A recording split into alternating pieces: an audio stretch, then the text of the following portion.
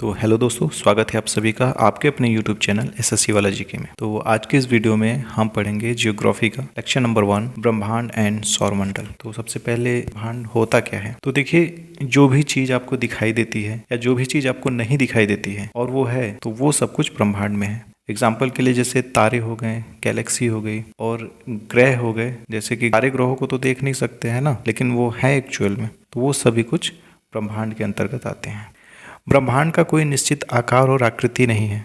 ब्रह्मांड का अध्ययन कॉस्मोलॉजी कहलाता है। सूक्ष्म कणों से लेकर विशालकाय आकाशगंगाएं सब कुछ ब्रह्मांड का ही हिस्सा है। चलिए जानते हैं ब्रह्मांड की उत्पत्ति के बारे में। तो ब्रह्मांड की उत्पत्ति के संबंध में बहुत सारे वैज्ञानिकों ने अपने अलग अलग मत दिए, लेकिन सबसे फेमस उसमें जो हुआ वो बिग बैंग थ्योरी है। इसको बेल्जियम के खगोल शास्त्री जॉर्ज लेमेंत्रे ने 1931 में दिया था और उन्होंने कहा था कि बहुत अरब वर्ष पहले ब्रह्मांड एक आग का गोला था जिसमें तापमान और दबाव दोनों काफ़ी अधिक था, जिसके फलस्वरूप एक तीव्र विस्फोट होता है और सभी टुकड़े जो है वो आकाशीय पिंड में परिवर्तित हो जाते हैं। और ये टुकड़े आज भी हजारों किलोमीटर प्रति घंटा की गति से गतिशील हैं। हमारे ब्रह्मांड में असंख्य आकाशगंगाएं हैं और एक आकाशगंगा में लगभग 100 अरब तारे हैं और हर तारे का अपना अपना सौरमंडल है। अब जैसे हमारे सौरमंडल का तारा सूर्य है, तो ऐसे ही जितने भी आकाशगंगा में तारे हैं उनका अपना अपना सौरमंडल है। ठीक है, अब जानते हैं आकाशगंगा के बारे में।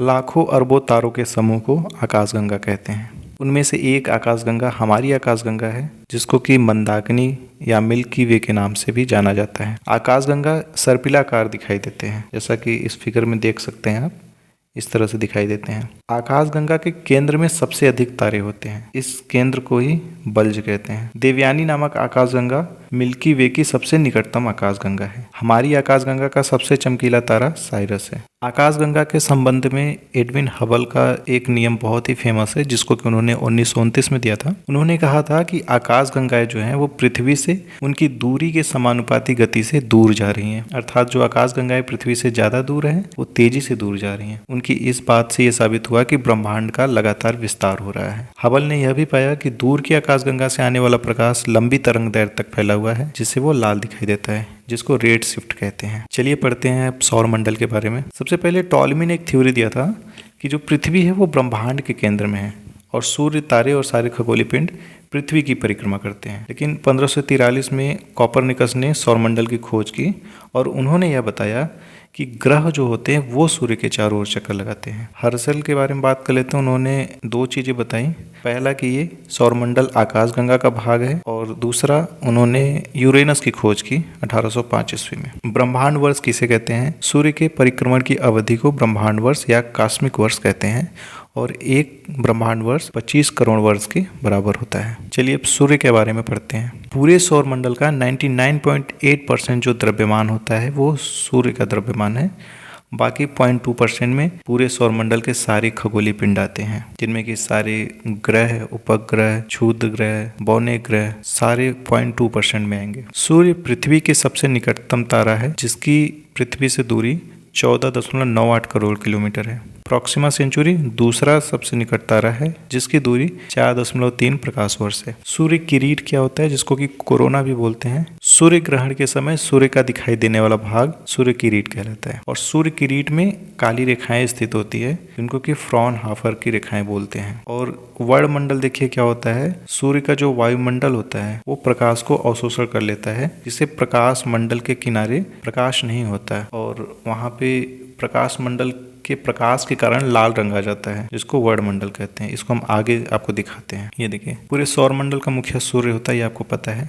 और ये जो देखिए बीच का सेंटर है, इसको कोर बोलते हैं, जिसका कि तापमान 1.5 × 10⁷ डिग्री सेंटीग्रेड होता है। नाभिकीय संलयन जो होता है वो कोर में ही संपन्न होता है और नाभिकीय संलयन के द्वारा ही सूर्य में ऊर्जा आती है। सूर्य में हाइड्रोजन 71%, हीलियम 26.5% और अन्य गैसें 2.5% होती हैं। और सूर्य पर स्थित चमकीले धब्बों को प्लेजेस बोलते हैं और काले धब्बों को सौर धब्बे बोलते हैं। और सूर्य का जो ये दीप्तिमान सतह है, मतलब जो ये प्रकाश देता है, इसको प्रकाश मंडल बोलते हैं, जिसका टेम्परेचर 6000 डिग्री सेंटीग्रेड होता है। जैसा कि मैंने आपको पीछे बताया कि प्रकाश मंडल के किनारे प्रकाश नहीं होता है, जिसको कि वर्णमंडल कहते हैं। और ये लाल इसलिए दिखाई देती हैं क्योंकि प्रकाश मंडल का प्रकाश वहां तक जाता है। ग्रह जो होते हैं वो एक निश्चित दीर्घवृत्ताकार कक्षा में घूमती है और सूर्य की परिक्रमा करती हैं। इनकी आकृति और द्रव्यमान जो होती है वो निश्चित होती है। सूर्य के जो सबसे पास ग्रह है वो बुध है, दूसरा शुक्र है, तीसरा पृथ्वी है, चौथा मंगल है, पांचवा बृहस्पति है,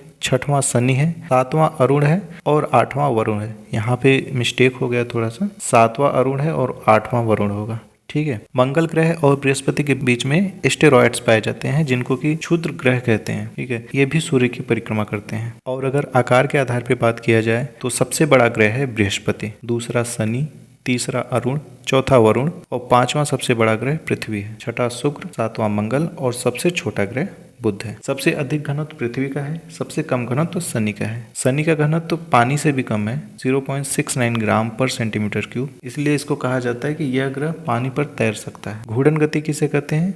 जब ग्रह अपनी अक्ष पर ही घूमते हैं उसको घूर्णन गति कहते हैं, और दिन और रात घूर्णन गति के कारण ही होता है। परिक्रमण गति किसे कहते हैं? जब ग्रह अपनी कक्षा में रहकर सूर्य के चारों ओर चक्कर लगाते हैं तो इसे परिक्रमण गति कहते हैं। इसके कारण मौसम में बदलाव होता है। बुध के बारे में जानते हैं। सूर्य के सबसे निकट और सौरमंडल का सबसे छोटा ग्रह बुध है। गुरुत्वाकर्षण पृथ्वी का 3/8 है। यहाँ पे कोई उपग्रह नहीं है और इसका कोई वायुमंडल नहीं है। इसका घूर्णन काल 58 दिन है और परिक्रमण काल 88 दिन है, सबसे कम। इस ग्रह पर सर्वाधिक तापांतर है। दिन में यहाँ का टेम्परेचर 467 डिग्री सेंटीग्रेड हो जाता है और रात में बहुत बर्फीली हो जाती है, -117 डिग्री सेंटीग्रेड। दूसरे ग्रह की बात करते हैं।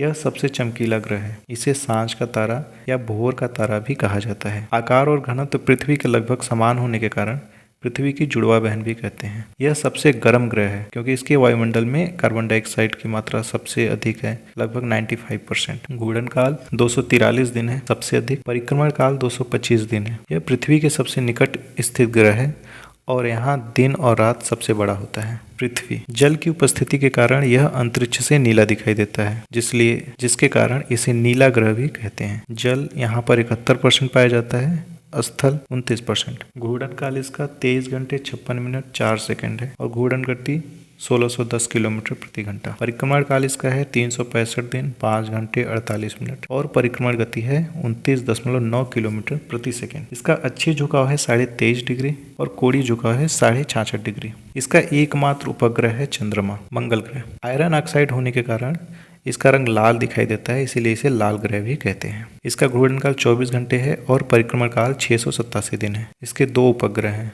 फोबोस और डिमोस। डिमोस सौर मंडल का सबसे छोटा उपग्रह है। यहाँ पर सबसे बड़ा पर्वत पाया जाता है पूरे सौर मंडल का, जिसको निक्स ओलंपिया कहते हैं, जो कि माउंट एवरेस्ट का 3 गुना है। ओलंपस मैसी सौर मंडल का सबसे बड़ा ज्वालामुखी है। बृहस्पति सौर मंडल का सबसे बड़ा ग्रह है। घूर्णन काल यहाँ पे 10 घंटे है, जो कि सबसे कम है। परिक्रमण काल 11.9 वर्ष है। इसमें तारे और ग्रह दोनों का गुण है। इसके वायुमंडल में हाइड्रोजन और हीलियम की अधिकता है। 2024 तक के कुल 95 उपग्रह हैं, पहले 79 थे। और इसका एक उपग्रह गैनीमीड है, जो कि सौर मंडल का सबसे बड़ा उपग्रह है। शनि, इसके चारों ओर रिंग्स पाए जाते हैं, जिसको क्रिस्टियानो ह्यूजेंस ने 1655 में खोजा था। इसका घनत्व तो सबसे कम है। घूर्णन काल 10.3 घंटे और परिक्रमण काल 29.5 वर्ष, मतलब यह 29.5 वर्ष में सूर्य की एक परिक्रमा पूरा करता है। इसके कुल उपग्रह 146 है, सौर मंडल में सबसे अधिक। शनि का सबसे बड़ा उपग्रह है टाइटन और इस उपग्रह के ऊपर वायुमंडल है। अरुण,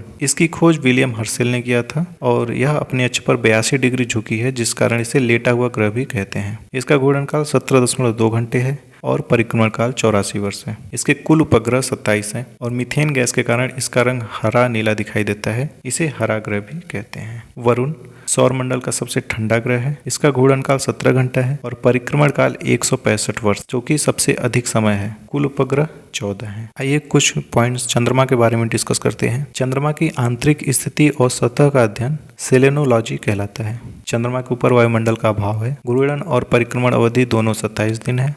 इसका गुरुत्वाकर्षण पृथ्वी के गुरुत्वाकर्षण का 1/6 है। इसकी पृथ्वी से औसत दूरी 3,84,365 किलोमीटर है। चंद्रमा का प्रकाश पृथ्वी तक पहुंचने में 1.25 सेकंड लगता है। ब्लू मून किसे कहते हैं? जब एक ही महीने में 2 बार पूर्णिमा होता है और ऐसा सन 1999 के जनवरी और मार्च के महीने में पहली बार हुआ था। बौने ग्रह, जिनका आकार ग्रहों की अपेक्षा बहुत कम और इनकी कक्षा निश्चित नहीं होती है, वो बौने ग्रह कहलाते हैं। अभी कुल 5 बौने ग्रह हैं। पहला इरिस, जो कि सौरमंडल का सबसे बड़ा बौना ग्रह है। प्लूटो दूसरा सबसे बड़ा बौनाग्रह है जिसको कि अगस्त 2006 में शामिल किया गया। यह वरुण की कक्षा को क्रॉस करता है। इसको पहले ग्रह माना जाता था। इसके 5 उपग्रह हैं। इसका सबसे बड़ा उपग्रह है चारोन। तीसरा बौनाग्रह है माके माके जिसका कि 2005 में खोज हुआ था। हाउमोया चौथा बौनाग्रह है और इसका आकार पिचका हुआ है। सेरिस जो है वो सबसे छोटा बौनाग्रह है जिसको कि 1801 में खोजा गया।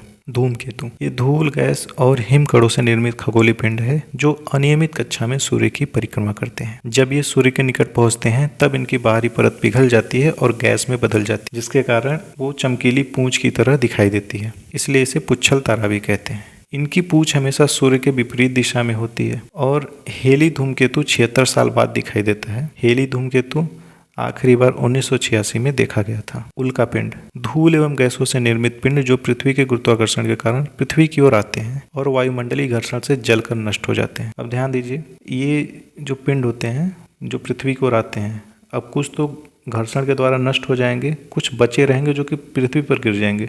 तो जो नष्ट हो जाएंगे उनको उल्का कहते हैं और जो नीचे गिर जाएंगे उनको उल्काश्म कहते हैं। और उन उल्काश्म में छोटे बड़े दोनों होंगे, तो जो बड़ा उल्काश्म होता है उसी को उल्का पिंड कहते हैं। और आखिरी टॉपिक है क्षुद्र ग्रह एस्टेरॉयड्स। एस्टेरॉयड्स के बारे में मैंने भी आपको थोड़ा सा बताया था कि ये मंगल और बृहस्पति ग्रह के बीच में बहुत सारी चट्टानों की पेटी होती है जिन्हें कि क्षुद्र ग्रह पेटी कहते हैं और उन खगोलीय पिंडों को क्षुद्र ग्रह कहा जाता है। यह ग्रहों से छोटे होते हैं और उल्का पिंडों से बड़े होते हैं। ये सीधी कक्षा में सूर्य की परिक्रमा करते हैं। सबसे बड़ा क्षुद्र ग्रह है सेरेस। तो आज का ये वीडियो समाप्त होता है। अगर आपको आज का ये वीडियो अच्छा लगा हो तो वीडियो को लाइक करिएगा और चैनल को सब्सक्राइब करिए। धन्यवाद।